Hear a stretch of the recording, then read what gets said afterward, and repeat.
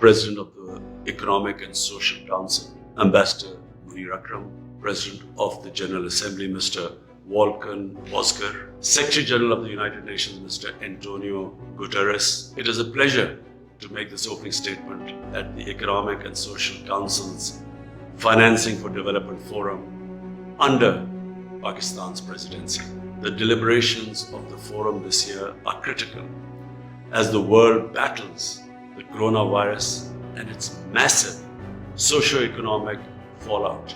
Pakistan contained the first waves of the virus through a policy of smart lockdowns. We implemented an $8 billion relief package to support the poor and vulnerable and to keep our economy afloat at the same time.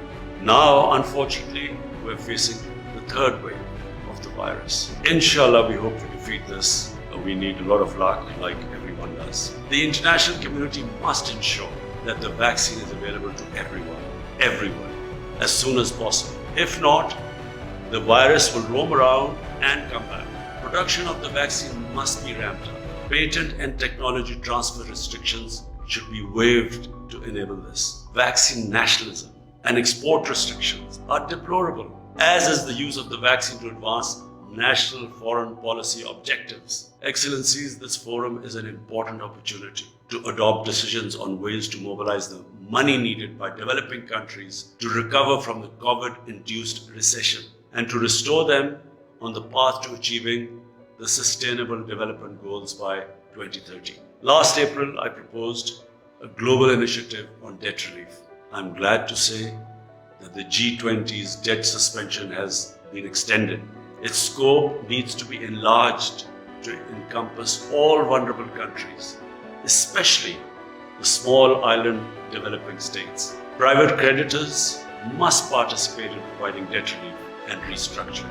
In January of this year, at the UNCTAD meeting, I proposed a 5-point agenda for emergency financial support to developing countries, including debt relief and restructuring, SDR creation, redistribution, larger concessional finance, and an end to illicit financial flows from the developing world. I warmly welcome the proposal from the IMF Managing Director to create $650 billion in new SDRs and appreciate the support for this from the largest shareholders, including the United States, China, the EU, and Japan. The IMF, the World Bank, and other developing banks now have an ample capacity to enlarge concessional financing for developing countries. The forthcoming IDA replenishment should be enlarged to $60 billion. Developing countries should also be able to borrow from the market at the prevailing low interest rates which are available to the developed countries. The Liquidity and Sustainability Facility proposed by the Economic Commission for Africa could be one of the ways to achieve this. The Panel on Financial Accountability, Transparency and Integrity, the FACTI panel, has proposed 14 recommendations to halt the outflow of trillions of dollars from developing countries. These recommendations should be endorsed by the United Nations and all financial institutions. The stolen assets of developing countries must be returned immediately and, more importantly, unconditionally.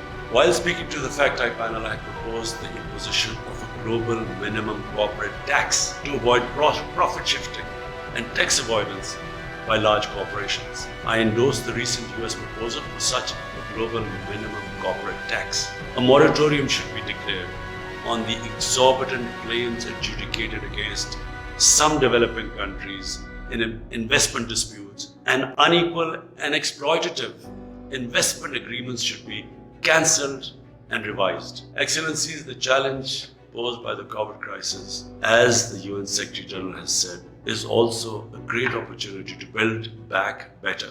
We must seize this opportunity to transform the world economy into one that is development oriented and environmentally sustainable.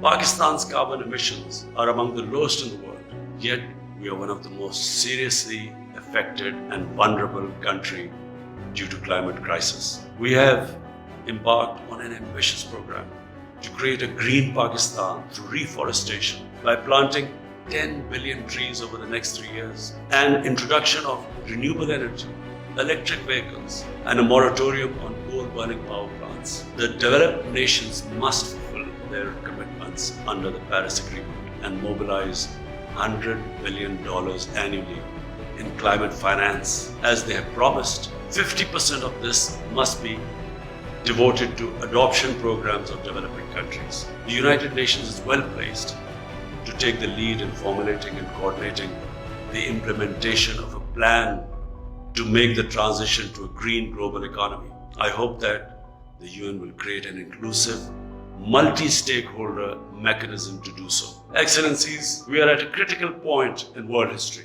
The COVID pandemic has dramatically illustrated humanity's oneness and interdependence. We must disavow power rivalries and geopolitical competition. We must opt for unconditional international cooperation. Together we must construct a new peaceful, equitable, and sustainable world order.